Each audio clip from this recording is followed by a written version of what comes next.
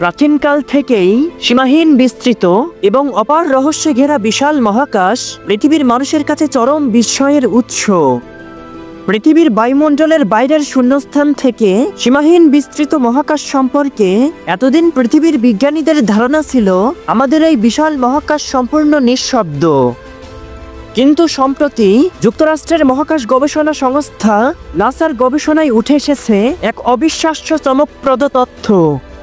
নাসার রিসেন্ট এক রিসার্চে মহাকাশে রহস্যময় ধ্বনি রেকর্ড করা হয়েছে, যা বিজ্ঞানীদের রীতিমতো অবাক করেছে। বিজ্ঞানীদের মতে সেই রেকর্ড করা ধ্বনি যেন একসঙ্গে কোটি কোটি মানুষের জিকির করা কিংবা মন্ত্রপাঠ সঙ্গীত গাওয়ার মতো শোনাচ্ছে। আবার অনেকেই এই ধ্বনিকে মহাকাশে ফেরেশতাদের জিকির বলে দাবি করছেন। পৃথিবীতে মানুষের পক্ষে ফেরেশতাদের ধ্বনি রেকর্ড করা কি সম্ভব?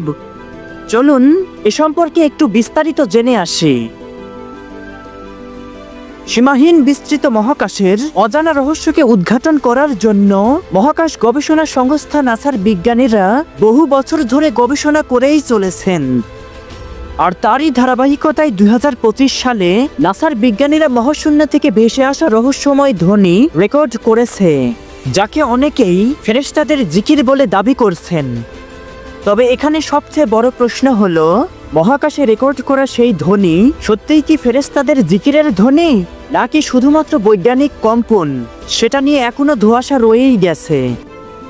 আজ থেকে প্রায় 1400 বছর আগে মহানবী সাল্লাল্লাহু আলাইহি ওয়াসাল্লাম মিরাজ থেকে ফিরে এসে বলেছিলেন, আকাশমণ্ডলীর প্রতিটি অংশে ফেরেশতারা সিজদারত এবং সর্বদাই মহান আল্লাহর জিকিরে মশগুল রয়েছেন। তবে কি বর্তমান আধুনিক পৃথিবীতে সেই সত্যের প্রমাণ পেল নাসার বিজ্ঞানীরা? হযরত আবু দার রাদিয়াল্লাহু তাআলা আনহু বলেন, রাসূলুল্লাহ সাল্লাল্লাহু আলাইহি ওয়াসাল্লাম যখন পবিত্র মিরাজ থেকে ফিরে আসেন, তখন সাহাবীরা তাকে প্রশ্ন করেন, ইয়া রাসূলুল্লাহ, আকাশমণ্ডলীতে আপনি কি দেখেছেন এবং কি শুনেছেন? সাহাবীদের প্রতি উত্তরে রাসূলুল্লাহ সাল্লাল্লাহু আলাইহি ওয়াসাল্লাম বলেন, আকাশমণ্ডলীতে আমি যা দেখেছি তোমরা তা দেখো না, আর আমি যা শুনেছি তোমরা তা শুনো না। আকাশে প্রচণ্ড কাঁপুনির শব্দ হচ্ছে, যার কারণ আকাশের 4 আঙুল পরিমাণেও জায়গা খালি নেই। আকাশমণ্ডলীর সবখানেই ফেরেশতারা সিজদায় রয়েছেন আর সর্বদাই মহান আল্লাহর জিকির করছেন।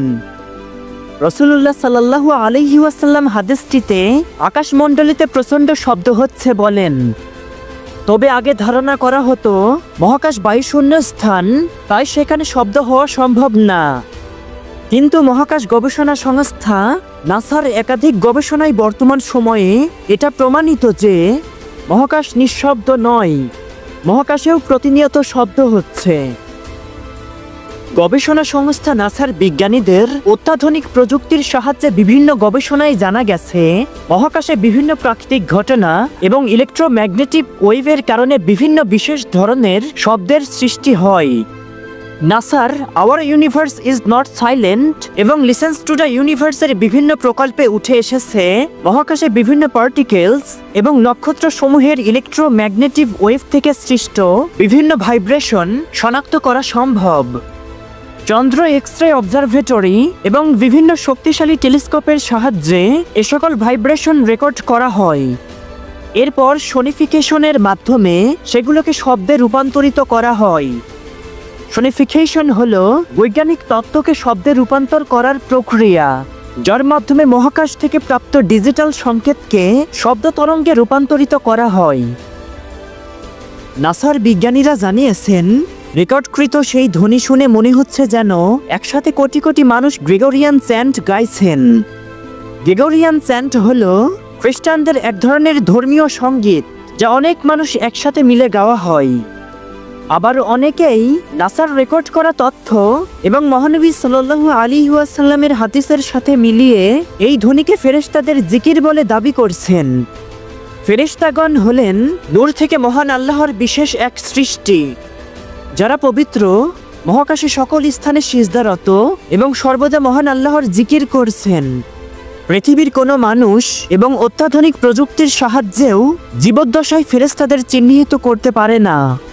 শুধুমাত্র নবী ও রসুলগণ মহান আল্লাহর নির্দেশে হযরত জিব্রাইল আলাইহিসসালাম সহ কয়েকজন বিশেষ ফেরেশতাদের সহযোগিতা ও সাক্ষাৎ পেয়েছিলেন। অনেক হাদিসে যার প্রমাণ পাওয়া যায়। এই সীমাহীন মহাকাশে কোথায় কি ঘটছে, নাসার সেই রেকর্ড করা রহস্যময় ধ্বনি কোথা থেকে উৎপত্তি, আদৌ কি সেটা ফেরেশতাদের জিকিরের ধ্বনি কি না, সেটা একমাত্র মহান আল্লাহই ভালো জানেন।